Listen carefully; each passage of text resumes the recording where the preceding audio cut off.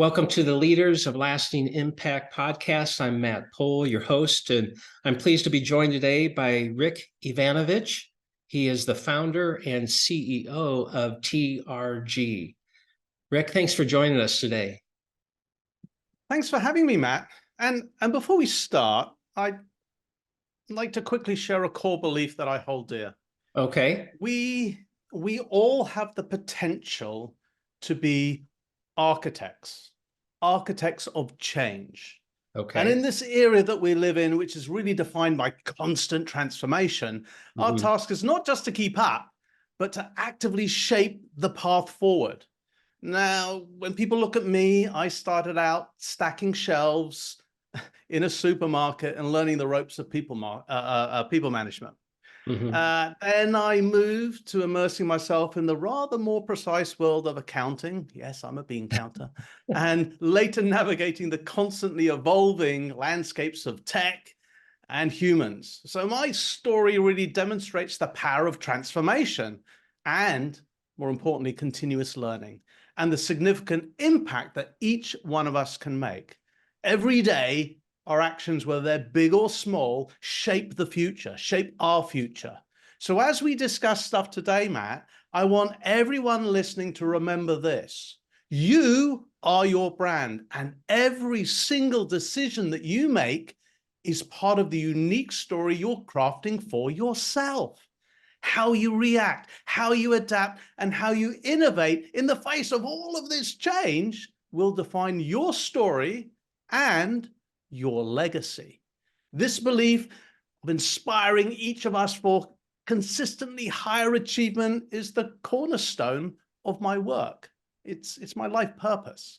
So as we dive into our conversations today, Matt, let's not just think about adapting to change, but about how we can define the change. After all, when we embrace our unique abilities and our unique qualities and strive for that personal growth, we're not just participants, but we're catalysts in our ever-changing business as unusual world. So let's get started, Matt. Well, that's awesome. Yeah, and I think that's totally in line with the Rewild Group's really the why we exist, and that is we believe that work is really an important component of the human existence, and that work has such a powerful ability to shape us and to grow us and to stretch us. And I mean, where else do we get asked to do things we haven't done before or to do it better? And in our personal life, it's very easy to kind of just be okay with status quo. But in the workplace, we're constantly challenged to grow and to do things better. And that's what I hear you saying, is that we should look at that as an opportunity for growth and change and take a proactive role in what that's going to look like instead of a passive role. And so, absolutely, because we see that work is important, we want workplaces to be exceptional, because when they're exceptional, the individuals, both the owner and the employees that are working in that exceptional environment, become a better version of themselves, and they return to their homes and their communities and their nations a better version of themselves, and they have a positive ripple impact. So yeah, that's exciting to hear. Now, it sounds like you definitely came from bottom up, and you've seen a lot of change personally. How did you go from what sounds like a corporate environment to now with TRG, where you are consulting and advising other businesses? Good question. I'd like to say that, obviously as an accountant, this is all pre-planned. I had this master strategy. Absolutely. But that wouldn't be quite the truth. Yeah. So let me see. Didn't quite get to university because I didn't get the grades when I left school. Right. That's why I ended up being a management trainee, which sounds good, doesn't it? In a local supermarket chain, which seemed like something sensible to do at the time. Little did I know how important it would actually be. Right. Because what does an 18-year-old kid know about managing people? Right. And funny enough, you work in a supermarket and you're looking after a shift, and a load of the people there are older than your parents. You soon work out how to work with and manage people. Yeah. On the Wide other end of the variety. scale, you get your part-time workers who are kids the same age as me or slightly younger than me who are just doing part-time work, and you've got to manage them as well. So, you know, you get the full spectrum. Anyway, having gone into accounting, in the early 90s, I found myself being moved first to China and then to Vietnam. And I was here in Vietnam as a finance manager for an oil company. And come 94, they said, okay, Rick, you've been here long enough. Time to go home. You're going back to London. You're going back to head office. And that did not seem like a good idea. It was 1994. The oil price was $15, $15 a barrel, and it was still going south. There was a big depression in London at the time, and I'd been away for more than 4 years, and I hadn't met my 5 bosses. So Wow. there wasn't, I was a bit concerned when I stepped off that plane, I'd be stepping into, nowhere. Right. And then I found out that they had a voluntary redundancy program. So I volunteered for redundancy and I retired. Hmm. I retired, that was 30, whatever it is, 30, whatever year, 30 years ago. 30 years ago, next year I retired. And stayed in Vietnam at that time then? Hey, 30 years ago, I was 30 years younger. Yeah. Okay. Vietnam was a nice, relatively sleepy place very sleepy compared to what it is today. Beautiful place. Mhm. I've just spent 4 years you could argue, as a young, overpaid expat working the oil industry. So yeah, why would I want to leave? However, the downside is I'm a workaholic, or I was a workaholic, and throughout my accounting career, I'd always been a systems accountant. I've always played with computers. I'd always been implementing accounting systems, and Okay. I'd inadvertently done that for the 4 years I've been working in Vietnam in this oil company. Because, well, what else would I do at the weekend apart from install an accounting system from one of my friends, who happen to be the CFOs of every single international oil company that you can think of. Oh, So the vendor said, Rick, sign on this dotted line and you are a distributor. Carry on doing what you're doing. Sell. We go like, really? I'm an accountant. What do I know about that? But whatever. So I dove into that. And here we are, nearly 30 years later, and we're doing the same thing. We've just done it in more places. I think it's 80 different countries now. And wow. and I can't say I started off as one man and a dog, because I didn't have a dog. I just started off with me, and over time I hired another person and another and another and another and another, and we got bigger. Sounds Still, like you said, as an accountant, you had a nice, well laid out plan and you executed on it beautifully. That's yeah, really great. absolutely. Like, yeah, cool. Blank piece of paper. Why can't I put my feet up? I've just retired. I'm having an absolute ball of a time here. The cost of living is very exceedingly low at the time. And it's just fun. Yeah. Okay.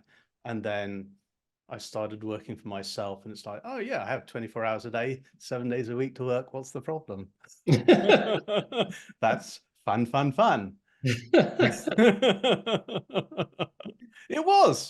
still is, sort of. So we're 30 years removed from that life-changing event, and Yeah.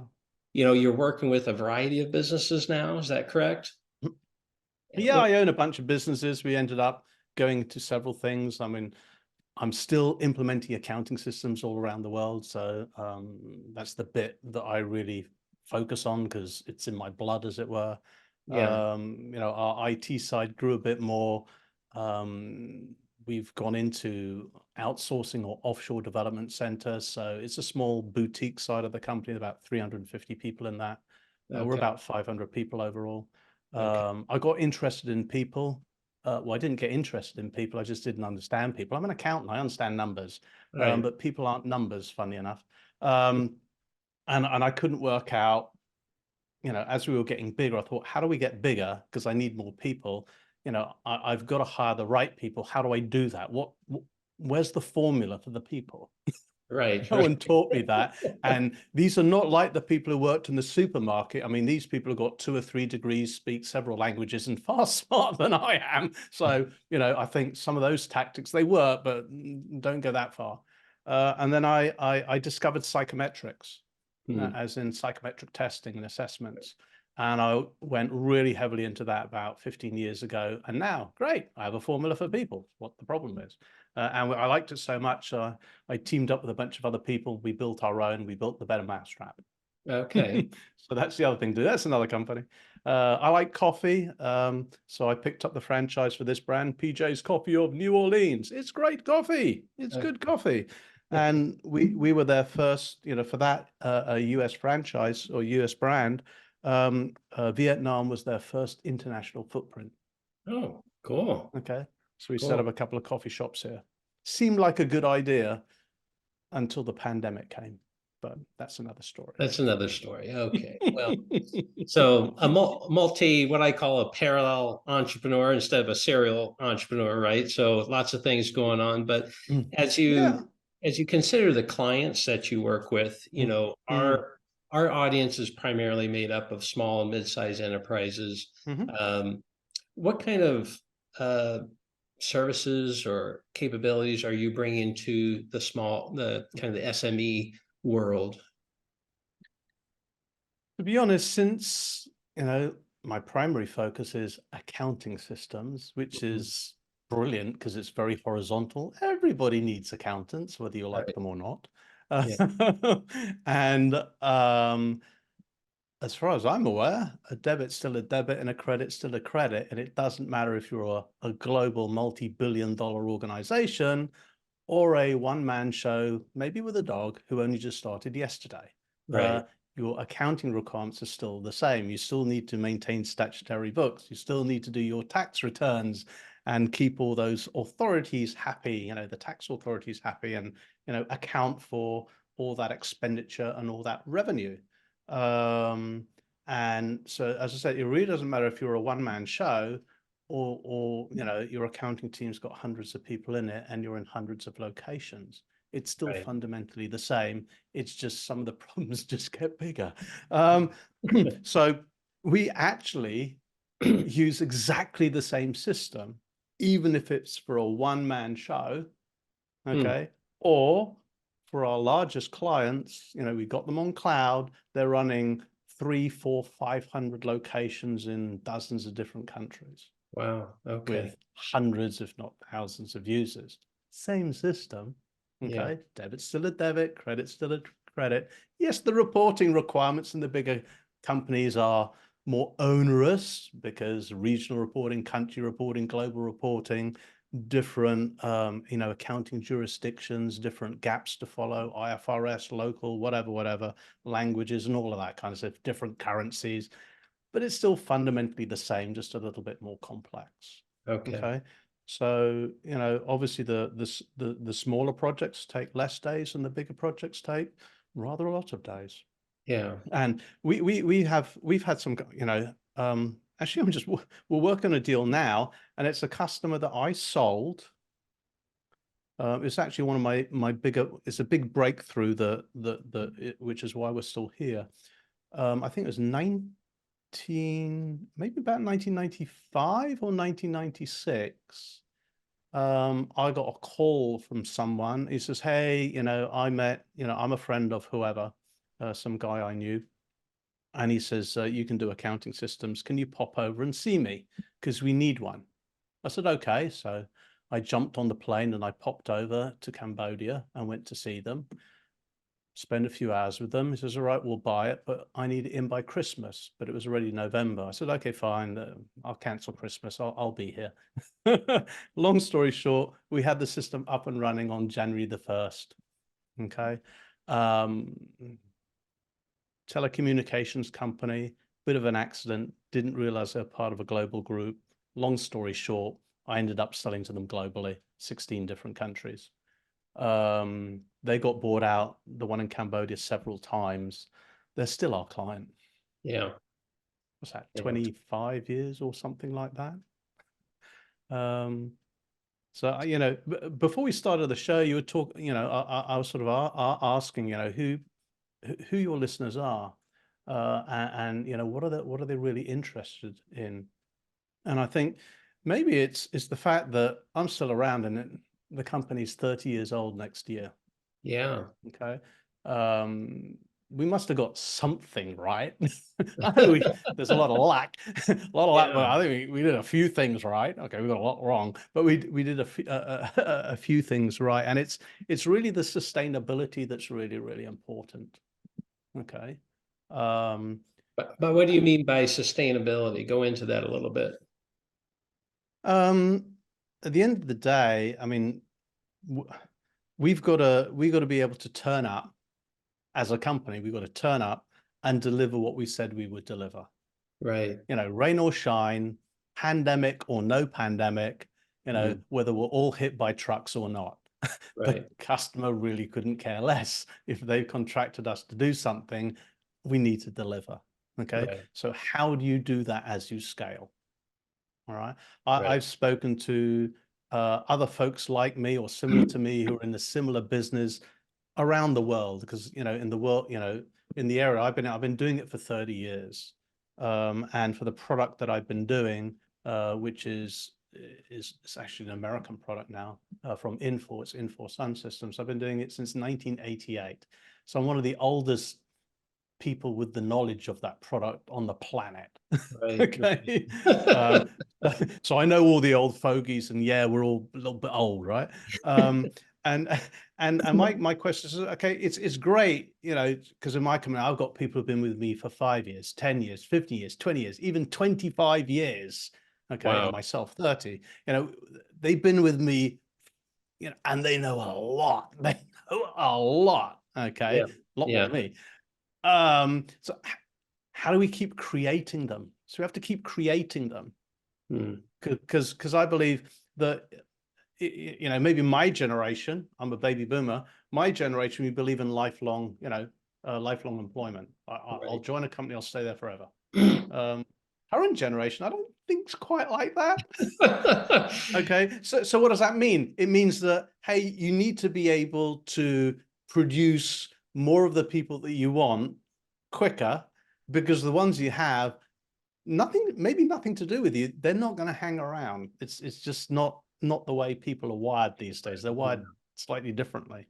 Right. There's nothing right or wrong about that. It's just a It's different. fact. Yeah. Okay. Yeah. So if you can't reproduce, okay, that person that you want to be able to deliver what your company is delivering, then you've got a sustainability problem. What are a few tactics that you've used that you know, looking back, and like you said, you didn't have a formula for hiring. Clearly, you're looking to create process or some kind of structure to help you with some of these things. But sounds like probably selection of employees, maybe onboarding, maybe how you structure the organization, the roles and responsibilities. Have you spent time in those areas? Well, for me, is I started out as the accountant and I understood accounting. It was convenient that we were implementing accounting systems. I'm a little bit technical, but I haven't got a degree in technology. I can't program. Well, I can, but not the way programmers can really program. So I have to teach myself everything, and I have to teach myself very, very quickly. And like maybe some of your listeners, I started off as a company of one, me. Okay. And you've got to do everything. Right. And if you can't do something, you either learn how to do it very quickly, or you find someone that you can afford to employ who can actually do it for you. Right. Okay. I'm an accountant. I don't like spending money. So I spent my time trying to learn how to do absolutely everything, which on the one hand might sound good. On the other hand, it'll probably half kill you in the process. There are only so many hours in the day, and you can't build it all yourself. So anyway, I've always, hired people. And when we were small, like, we're a dozen people, 2 dozen people, we know the A to Z of each other, and we're working alongside each other. So I'm flying all around the world implementing. I'm bringing some of them with me. We're shadowing, we're helping each other. Then we start breaking the job down, and okay, you do this bit, I'll do this bit. And yeah, you have to build the process. You have to build the sausage factory. You Right. absolutely must, Yeah. because you can't do it yourself. Right. And you have to automate it to death, which is easier these days. Now we have this wonderful generative AI. And as your team gets older and more experienced, well, funny enough, they get more expensive as well, don't they? So they can't do the easy stuff anymore because it's a waste of time, or it's too expensive for them to do it. So we Right. need to keep enabling people below. So I've always been hire straight out of university and build them. Right. So in at the bottom and build them up. And if they leave, fine, they leave. Okay, I really don't mind. I wish them the best of luck. Many people have come and gone and left the companies. I still see them, still mentor and coach some of them, because I'm a coach as well. I forgot to mention that. We have a lot of boomerangs, and I think we have a couple of double boomerangs. We might even have a triple boomerang. Okay. Yeah. No, that reminds me, early in my career, I was with the accounting firm Arthur Anderson, and we had kind of that hire them out of college, kind of, it was more of an up or out kind of a mentality. Sounds like you're not necessarily an out, but there is some positives that come into play, like you're saying, when people join you right out of school, they kind of learn your way. As they leave and go into industry, those are prospects that might come back and say, hey, let's go use the accounting system from the company I used to work with. Do you see that happening? A lot. A lot. Yeah, so they're A your lot. marketing team. We have a lot of that. We've had a lot of that. So Yeah. there's a lot of business on a referral. There's a good healthy 30 to 40% that's recurring business just through word of mouth and referral. That really helps with the sustainability of the organization. Yeah. Well, with this accounting system, are you active here in the States? Is it primarily in Southeast Asia? Where's kind of your customer concentration? So we've sold it into 80 different countries. So Wow. it's all over the place. Yeah. And it really depends on the customer. I mean, um, we're heavily exposed to hotels, and we would Okay. target hotel chains. Hotel chains are big. They have Yeah. lots of hotels, lots of countries, lots of cities all over the place. Yeah. So we really follow the customer. But since we're out here, since we happen to be here, probably about 15 years ago or so, we actually started selling more into the local market, because originally it was zero in the local market. It was Okay. only export only, because it Interesting. was pure labor arbitrage. Okay. Okay. Yeah. Today, I mean, local market is 30 to 40% of our business. That's it. Okay. Maybe less. Yeah. Yes, the market's bigger here. But in the days when, pre-pandemic, when it's quite usual to jump on planes and fly to places, the team used to like to jump on planes and fly to places. I mean, implementing a nice 5-star hotel on some nice beach on some little island somewhere, beats working in the city. Yeah.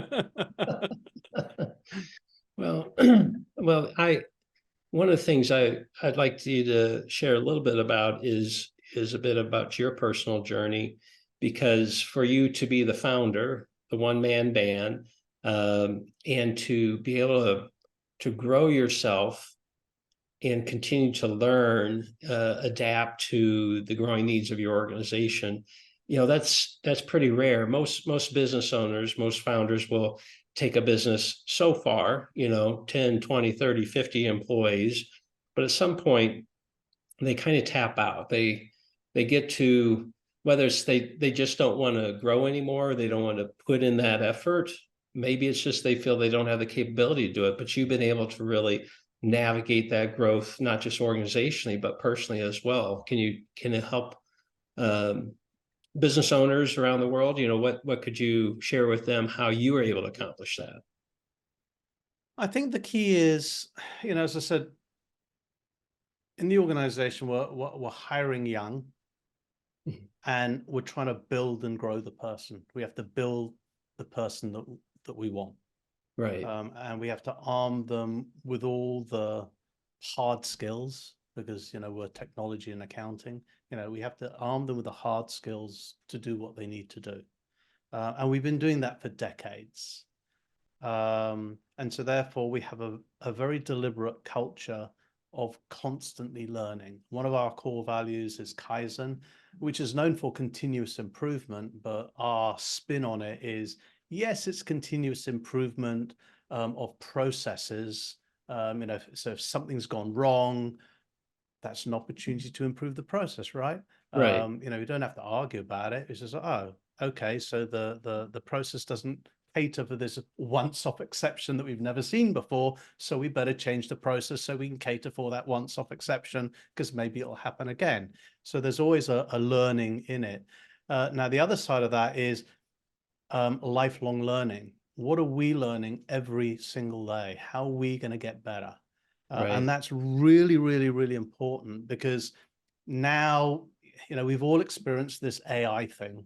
It's just over a year old since ChatGPT and OpenAI threw ChatGPT at us just over a year ago, and it really has caused a lot of ripples across the world, and it's things are moving very, very, very quickly. Now, I'm still staggered when I look at sort of surveys, and I just ask around, okay, who's actually using it? And it's the number of people who haven't quite dipped their toe in the water yet, or they're still thinking about it. And again, like this is a train wreck in the making. Just because we don't understand it, and just because it's moving quickly, is not an excuse to avoid it. We can't stick our head in the sand. It's going to hit us, and it's going to hit us hard. So maybe I'm a bit biased because I am in this technology world, and if the moment we stop learning is the day we start moving backwards, because all our competitors are learning. Everybody else in my industry is learning. They're all moving forward. So we don't have to just keep up. We need to stay ahead. Okay, so the attitude has to be different. Like, what is changing? What are the trends happening? What is the new technology coming out? How will we harness it? How will it impact us? What are all those what ifs? Being incredibly, insanely, annoyingly curious. So, try and go back in time to being, a child, where you're always asking why, except since you're bigger and older now, there are not very many people to tell you to shut up. So carry on asking. It's crazy that it's even a consulting skill, isn't it? Oh, the 5 whys technique. Why do you have to, why do you have to be decades old to be taught that? Because as a young child, we're telling them to shut up. Right. Funny that. So I encourage people, just go out and learn something new every single day. Encourage all your people to learn. Read like crazy.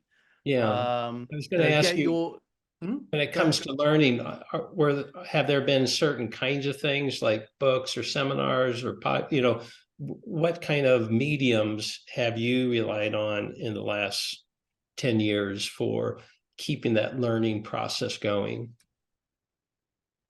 Okay. Originally, it was always books. I'm an absolutely avid reader. And so I devour information. Probably about, it's 23 now, isn't it? Well, it's probably just over about 10 years ago. I think it's around 2012. I went to a Brian Tracy seminar, and there are a few things that he said that it really sort of started changing how I looked at things and how I changed goal setting. And I realized how much I could learn. You know, I was here in Vietnam, so it's not as if we have all these great speakers popping around every other month. And I realized how much I could learn from an event like that. So I started going to more and more of them. Okay. So today, yes, I still read, but I've taught myself to read insanely quickly. Okay. And I I have switched more to audiobooks, mainly because it's insanely expensive to get a book shipped to this country at the moment. Interesting. The shipping's usually 3 times the cost of the book. Okay. Um, and although I don't mind ebooks, I like a book in my hand. Yeah. So I switched to audiobooks. I've stopped listening to music. So when I'm out doing my walks and things, I listen to books. Uh, um, but an audiobook can take you 6, 8 hours sometimes. So I've switched to book summaries. If I can get a Okay. book summarized in 10 or 15 minutes, I go for a walk for an hour and I've read 4 books. Okay. Okay. Well, that's okay. You Yeah. know, you do that every day for a week. Ooh, you read several dozen books in the week. Yeah. So it doesn't matter if it's a new topic. By the end of the week, you know a lot about it because you've just covered a dozen books or a couple of dozen books. And in a couple of weeks, it's several dozen books. So that's one. I do a lot of I attend a lot of certification classes. I mentioned generative AI. I'm enrolled myself in a 6-month AI mastery course. That's on Tuesdays and Thursdays. So after this podcast at 11 o'clock tonight until 1 a.m., that's my Thursday night and Friday morning. And I do the same on a Tuesday. And I'm learning all about AI, Wow. how to Nice. program using AI, how to Okay. link, how to do all sorts of stuff. It's fascinating. It's a lot of fun as well. Um, Okay. Well, you're it's fun. It's lots of things. Yeah. yeah. You say you're a lifetime learner, and clearly you're demonstrating that as well. So that's great. So the book summaries have helped you to get through more Book material quicker. summaries. Yeah, Yeah. it's a good thing. I push people read all the time. Read, really read. And if you can't be asked to read, just listen to a book summary. You get the book in 15 minutes. Yeah. Tick. And again, this is good for younger folk. You know, I had some new a new person join the other day, and he didn't make the mistake. He said, Rick, could you advise me what to read around this subject? I said, really? He says, yes, really. I said, okay. You mean they didn't warn you? All right. Okay, here's a list of 30 books you need to read around that. Yeah, but I know the 30 books that they need to read. Yeah. Um, so yeah, I mean, I read them. You know, these are all books on marketing. Oh yeah, you just joined as a marketer. Why haven't you read them yet? Yeah. Yeah. So yeah, that's good. So I do have this thing is I get interested in things. I want to learn about it. And if it really tickles my fancy, I want to really do it. I want to demonstrate that I can do it. I need to show people I need to prove to myself that I can do it. I even want to get certified on it. Okay. Okay. That's cool. Um, as we kind of wrap up here, what kind of word of advice might you give to particularly small and mid-sized business owners? You know, you've gone through that. You're now at, depending on the definition, at least mid-sized, maybe large company, No, we're kind of in that SME. range. We're an Okay. SME. Okay. Good. Well, we'll keep you in that. We'll keep you part of the team. Maybe as you look back over the past 30 years, you've already talked about being a voracious, constant learner, but what other advice might you give to a business owner, a CEO of an SME? Um,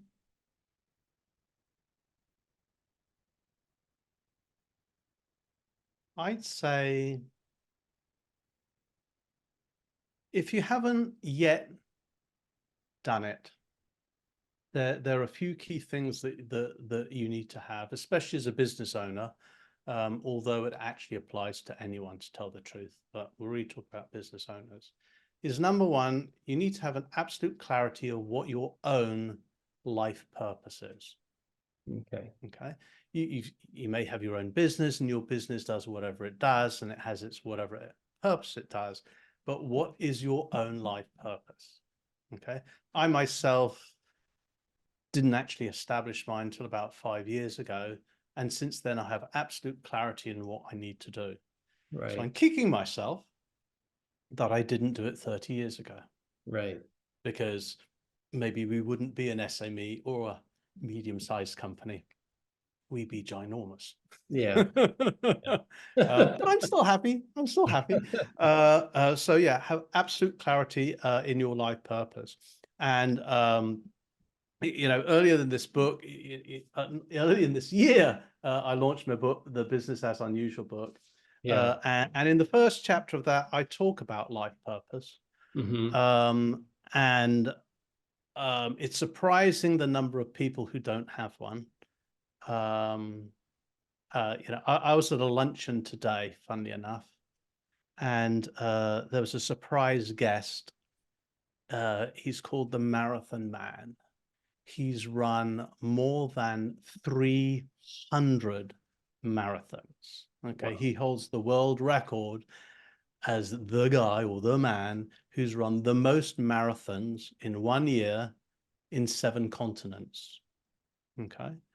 Then the other speaker was an ultra marathoner, doing insane things like, oh yeah, on this 10 times triathlon or whatever it was, I can't understand it, but I know the swimming was 38 kilometers. The cycling was 1,800 kilometers. I mean, it's insane. It's insane. Okay. And I managed to speak to both of them. I got them on video. I'm going to be posting it soon. Because they're both talking about goal setting and having a purpose, having a life purpose. All Interesting. right. And they have clarity on what it is now, more or less, but they only also found it in the last sort of 5 to 10 years. And it took them a long time to work it out. And one of the reasons why I wrote this book in the first place, because it was the pandemic that made me do it. Because during the pandemic, I realized that with all the disruption happening, Right. my analogy is pre-pandemic, great. We get up, we go to work, we go to the office, we sit in our cube, we jump on the hamster wheel. At the end of the day, we go home. Right. And we do that day in, day out. Pandemic came along, threw the office away, threw the cube away, and threw the damn wheel away.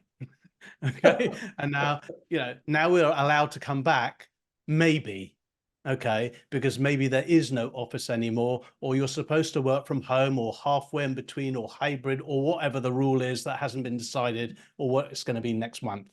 Right. We don't know. All right, it's very confusing, and that's if you got to keep your job. The gazillions who lost their job were less fortunate, and maybe have had to pivot into something else. So having no purpose, having no clarity in the first place of where you were supposed to go, how do you get back on track if you don't know where you were going in the first place? Right. So to me, everybody's just going around, they don't know where they're going, they're lost. Hmm. And this is what I feel is one of the things behind the great resignation, the great reshuffle, the great whatever, because people, having worked weirdly for 2 years at home or wherever you had to work and going back, it's not the same. You can't go back to the way it was. It just doesn't exist anymore. Yeah. And how do we adjust? Again, it's adjusting. How do we manage this change? And that's why I say we need to be an architect of change. We need to shape the future. Okay, how can we do that if we don't know where we're going? How can we get there if we don't know where there is? Right. So with a life purpose, we know where there is. So all the decisions that we make can be in alignment with that. And so when you're running a business, it's, yes, the business has to have a purpose. Yeah, our purpose is helping you and your business shine. Okay, it's really, really simple. We're helping individuals and business. We want them to be successful. That's it. And we're going to do that by providing systems like accounting systems that they can just forget about because they actually work. Okay. Now, my life purpose is I inspire and transform professionals for consistently higher achievement. It's in line with what the business is, and Right. I grow people. I like growing people. And another reason for writing the book is it's stuffed with a lot of stuff that I know, a lot of my knowledge. I just take it, learn it, use it. Right. Right. Use what you want, throw away the stuff that you don't like. I pick and choose. Instead of giving you one tool, I give you 10 tools on the same thing. You don't have to use them all. Try all 10. One of them's going to work. One of them you'll like, I hope. And if not, let me know and I'll give you some more. Literally.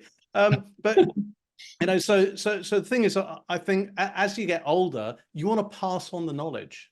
Okay. And I said, why didn't I get more into that earlier on in my own business? Because the challenge I have now is, as I said, the company's 30 years old. I keep making the mistake that, hey, why don't the people know how to do this? I only told them last year. And they go, no, you didn't. That was probably 15 years ago. Really? Has time gone by? Okay, all right. So, all right, we've got to capture all this knowledge. So, Right. for the last decade or so, we're capturing all the organizational knowledge that we have and make it available to everyone within the company. Mm. So I love systems, Mm. standard operating procedures, SOPs. We have hundreds of them. Okay, hundreds of them. If someone says, how do we do that? Oh, we don't have a process for that. Great, go write it. The process doesn't work anymore. Great, throw the old process away, build a new one. And that way, if you have it all documented, and I go further than that, we actually put it onto an online learning platform so you can watch the videos and all that kind of stuff and self-learn it. Mm-hmm. As we've all learned to do during the pandemic, right? Right. Right. It means that anybody coming in at that junior level, or interns, here you go, here's all our knowledge, just go and learn it.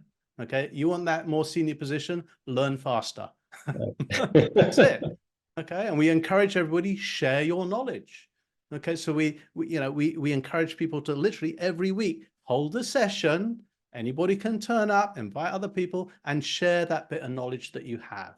Okay, because if I learn this and you learn that, and then we do a knowledge sharing thing, I can learn from you what you learned, and you can learn from me what I learned, and in the same amount of time we learn a lot more.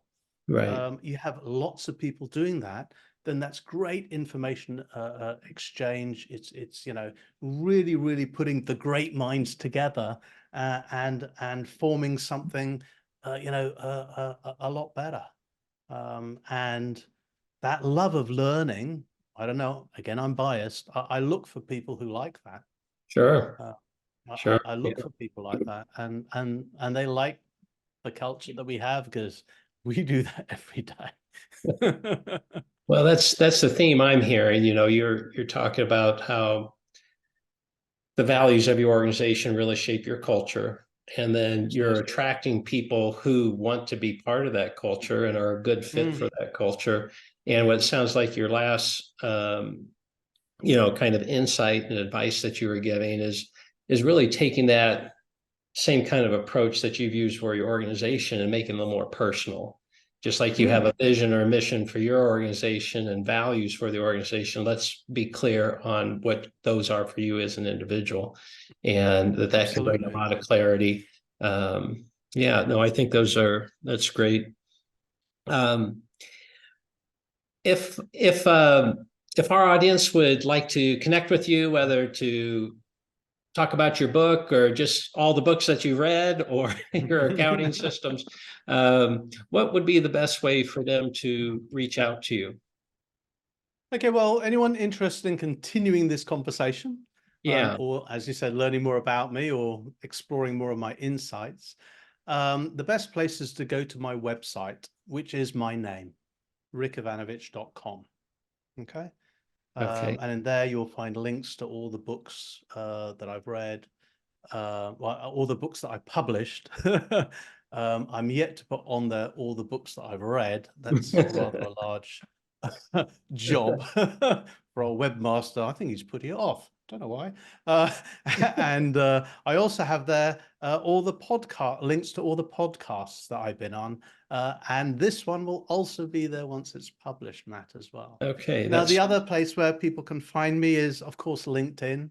okay. I like LinkedIn. Just search for my name, Rick Yvanovich, and there is only one person on the planet with that name, and that is me. Oh, Seriously, go Google it. You know, if you're curious, just go Google it and see if you can find anyone else. And of okay. course, yeah, go and dive into the book. The book's got lots of wisdom, and there are a couple of Easter eggs that I've hidden in there, which are pretty obvious. And if you go to those links, you get tens of thousands of dollars worth of freebies. Oh, okay. Who's the audience? Who would you say is the market audience or target audience for the book? The book, this first book, because it's a trilogy, is Business as Unusual, you know, Yeah. how to thrive in the new Renaissance. So I wrote it from the perspective of the business owner or the Okay. business leader. Okay. That being said, even if you're not a business owner or business leader, the concepts in there and the metaphor and the analogies that I've used in there apply to any individual. Okay. Because at the end of the day, we're all leaders. We're leaders of ourselves. Yeah, sure. Okay. And so it's really a roadmap, a blueprint for people to find a purpose, to find a direction. Sadly, too many people, you know, they're not as happy as they should be, Hmm. or they don't feel as fulfilled as they should be, and they can't necessarily put their finger on it, and they don't necessarily have the formula of, well, how do I get out of this? How do I fix this? Right. I'm hoping the book can do that. So Oh, that's the first book. wonderful. Okay, so that's great. And again, if you want to reach Rick, rickivanovich.com. We're also on LinkedIn. And he's a one of a kind, apparently, with his name. So you shouldn't have any problem finding him. Business as Unusual. Is that the correct title? Business That as is the Unusual. correct title. Okay. So pick up a book and learn from the wisdom Rick has gathered over his 30 years of being an entrepreneur and growing the business sustainably. I'm sure there's insights that will benefit any business owner. So, Rick, I appreciate you being a guest today, and have a good evening there in Vietnam. And I want to say thanks to our audience. We appreciate you joining this episode and hope to have you listening in again. Bye now.